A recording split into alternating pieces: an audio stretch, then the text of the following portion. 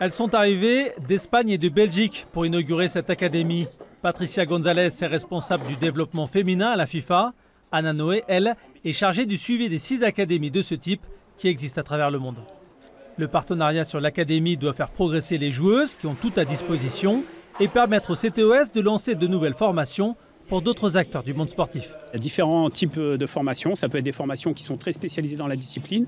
Si on prend l'exemple du football, on va avoir des formations sur le gardien de but, ou alors football féminin, ou les très jeunes, ou alors même pourquoi pas le sport vétéran. Et puis il y a d'autres formations que l'on peut partager avec les autres disciplines, sur tout ce qui est par exemple préparation physique, préparation mentale, mais aussi la bonne gestion d'un club.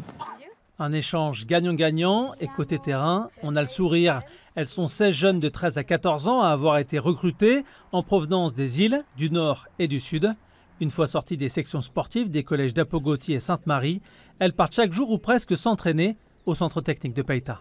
Nous, on a 4 entraînements par semaine et le mercredi, on fait de la musculation. On peut être plus haut que ça, on peut être des professionnels, des meilleures joueuses de fait, des grandes footballeuses. Pour la FIFA, ce genre d'académie doit aider les petits territoires à combler leur retard sur des adversaires plus aisés dans leur développement. Mais la structure en elle-même ne peut être la seule solution. Si tu veux le développement, tu ne saurais pas avoir un développement du football féminin sans compétition. Et je pense que c'est déjà un point à travailler ici sur l'île, d'avoir une compétition valable aussi bien pour les jeunes filles que pour les seniors. L'objectif, lancer enfin le développement de la pratique féminine qui en a bien besoin. Elles ne sont que 1280 licenciées sur le caillou.